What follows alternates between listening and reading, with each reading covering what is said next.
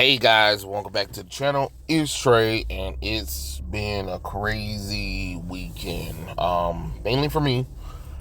Um, Dragon Con. I went to Dragon Con, so I know a lot of y'all are probably like, does I sound groggy? Yeah. 5 days of, cosplaying and partying. Um, and just taking pictures and trying to get a lot of trying to meet a lot of people. But anyway, Jesus Christ, did I forget what I was about to got there and do the video on? Lord have mercy, I just had a brain fart. Oh God, I just had a brain fart. What was I about to say when I did the video? I was just like, oh yes, I'm coming here and I'm talking about something. Oh yes, because that reminds me, because people were telling me about it. The James Gunn thing. Yeah. I am so sorry, y'all. I had drew a blank. As you guys know, Blue Beetle fucking failed at box office, and to make matters worse, um, James Gunn's messages resurfaced about how much he disliked, you know, the original Batman films from 1989, and Tim Burton's Batman films, and of course the Dark Knight trilogy that Christopher Nolan did. And my thing is, everybody's like shocked about it right about now, and of course hashtag fire James Gunn is trending. And right now I'm just thinking to myself, like, who is surprised and shocked by this though? Because I had already said that had said that the guy shouldn't be trusted in the first place because of what he did with Guardians of the Galaxy. Everybody would want to be like, oh, he did a great job. Well, no, he took a team that was semi serious, and then he turned them into complete jokers. Like, no, that's not what I think about when I think about the Guardians of the Galaxy. So it makes sense that he would, especially when he kind of produced that Brightburn, satirical take on Superman. So again, I'm not surprised by any of this. And even then, there was videos of him saying how much he doesn't like Superman neither, and how he said he would never touch those characters, and if DC had offered him, he would be like, no. And he said several times over, DC has. I just don't understand, like, why people are shocked by it though, because I'm just kind of like, well, of course, because he already stated this several times over, and some people will be like, when did he say this stuff? Well, look, there you go. You know what I'm saying? Now he deactivated his Facebook. He's not saying anything or whatever. And then again, it also goes back to the personal projects that he's doing for the DC universe. Like, who the fuck asks for creature commandos or the authorities? Like, you get what I'm saying? Like, then you got a Superman movie that's an ensemble piece at this point. Half of everything he announced feels like personal projects, and not because we trying to get the DC universe founded. You can't reboot the DC universe without reboot the DC universe without having a great foundation. And people keep forgetting that you have to form the Trinity first, regardless of what the situation is. If you can't get Batman, Superman, and Wonder Woman down, you don't have a DC universe. And the fact that if you're going to do a Superman ensemble piece movie or whatever, stuff like that, the only two characters that should be showing up superhero wise is Batman and Wonder Woman. That's it. Like, if you're going to do a solo Superman movie, there's only two people that should be showing up in there, and that is literally Wonder Woman and Batman. And every other character maybe later for a sequel or whatever, maybe. But for right now, that's who you should be doing. But yeah, he has said how But he has said how those two movies weren't all that great at all. I mean, those two franchises weren't all that great. So it's kind of funny, like how everybody was like, "Oh my God, I can't believe he would say something like that." I can, because he has said the same shit about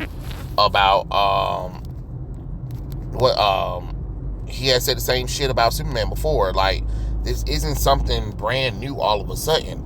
You know what I'm saying? Like, I don't know what people are talking about. And of course, you're gonna have people that's gonna try to defend James Gunn's action and be like, "Oh, give him a chance. Nobody's not saying he's not allowed to have an opinion," but it kind of explained the changes that was made to the Flash, where you have George Clooney coming out of nowhere, Batman. Michael Keaton's Batman is killed off, and Christian Bale's Batman was never even thought about. So, I mean, I don't know what to tell y'all. Like, it is what it is. But I'm not saying that he can't have an opinion on it, but he deactivated his messages. And what he had said before, he said that Michael Keaton's Batman has a ridiculous voice. He also said Batman was poorly written, one of the most boring films I ever seen. And then he said that Jack Nicholson's Joker was portrayal of Joker by saying, "Fuck you, everyone involved in this travesty."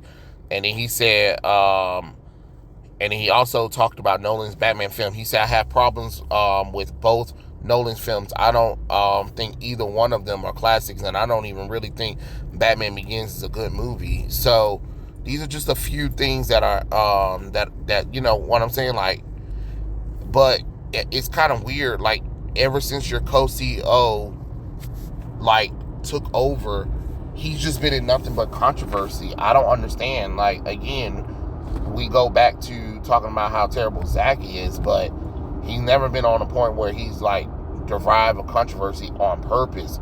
Like, this is all the time with James Gunn. And honestly, I wouldn't have hired James Gunn and Peter Safran as, co-CEOs. First off, they both failed with DC several times over.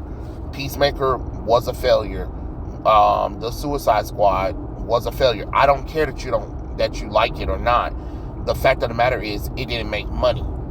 That's just factual truth right there.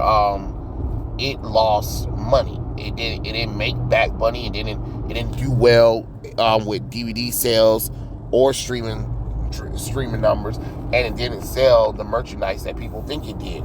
It is what it is. That's just the truth. Okay, great. So you have two failures with James Gunn. All right, Peter Safran produced Shazam. Modest success, I guess. Then Shazam 2, Fury of the Gods, flopped at the box office. Part of the whole, I think he also helped with Wonder Woman 1984 and Birds of Prey and Fabulous Emancipation of Harley Quinn. Again, producing flops after flops after flops. And you said, and David Zaslav said, yeah, let's make them co-CEOs. Excuse me. Let's make them co-CEOs. For what? For what? Like, I don't get it. Like, I don't understand why we keep giving people who constantly fail at a lot of things, the title of being in charge. But somebody who was a success, Zack Snyder, you say, nah, his shit is failure, even though it was making the studio money. Make it make sense, because I'm kind of confused on how the hell y'all measure success and think. Well, because James Gunn's stuff was critically acclaimed by critics and audience. Okay, and people still didn't go and see it. If people didn't go and see it, guess what? It's a fucking failure. I don't know how to fucking sugarcoat that to you. It's just like how people were like, oh my God, Blue Beetle is amazing. Is it though? Is it really that amazing? If it flopped at the box office, can't even break $100 million at the box office. It's such a good movie. Critics and fans love it. Oh, okay. So then why nobody didn't show up for it, even with good word of mouth?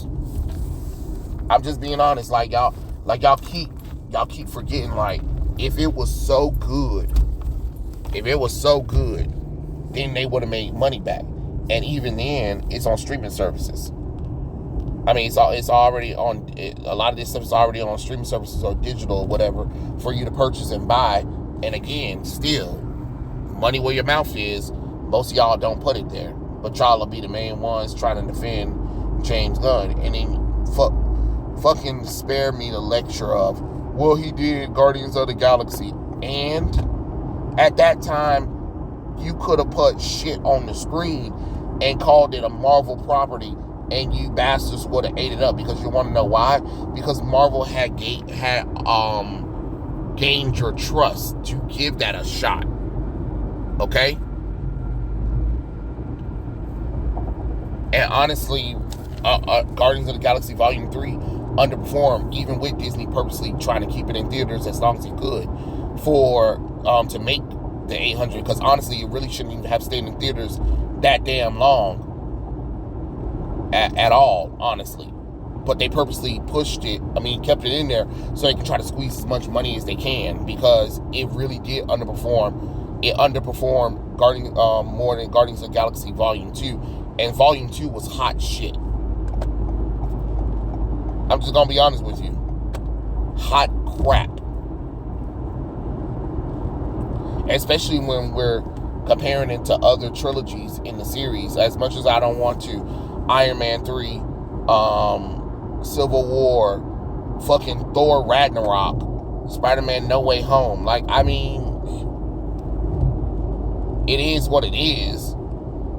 But let's stop trying to use Guardians as a benchmark for his success. That's not nothing. Honestly, that's really not nothing. Because again, this was done under the banner of a universe that was already gaining the trust with audience to the point where, of course, they were going to go watch Guardians. Duh. So I don't know. I really don't know what to tell y'all, but I'm not shocked by any of this. But I don't know if I was David Zaslav, if I was investors at WB, I'd be like, look. Clearly the fans don't like this man. You know what I'm saying? Like, every time he speaks, he creates controversy for the company. All of our movies have literally flopped. And that's due to part on James Gunn, David Zaslav, Peter Safran, but it's really on James Gunn because he's the face of it right now. Where you told the audience that, hey, all of these movies and shows that we have right now that you guys are into, or they're upcoming, they don't matter anymore because we're going to reboot the DC universe. Oh, have fun, by the way. You know what I'm saying? So I don't know. I just think that was on him. And for y'all to be like, well, he hasn't done anything, or for y'all to be like, well, Superman Legacy doesn't have to make that much money because it's the first movie in the universe. No, absolutely not, because WB expected Man of Steel to make $1 billion, even though it made back, even though it was already profitable before the movie even hit theaters, and it made close to $700 million worldwide. WB still said that was a failure. Hell, some of you fans still say that that's a failure. But Superman Legacy doesn't have to make money. Doesn't have to make that much money because it's the first movie in the film franchise. Man of Steel was the first movie in the film franchise too. So, kettle or black.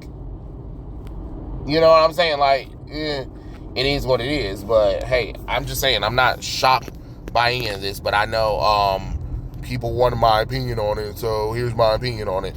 I'm not shocked, honestly. It is what it is. I already told y'all I don't trust James Gunn. I never trusted James Gunn like that. His films really ain't been like, oh my God, you know what I'm saying? And then, of course, everybody want to talk about how great of a director or filmmaker he is. Not really, because most of his movies don't really perform. But for some reason, you guys want to be like, oh my God, this is amazing because he did Guardians of the Galaxy, and that's y'all excuse to try to resolve him of his bad takes. Nobody, I'm sorry. After a while, the dick and fart jokes get boring, or the daddy issues gets kind of tiring after a while, and that's what it is.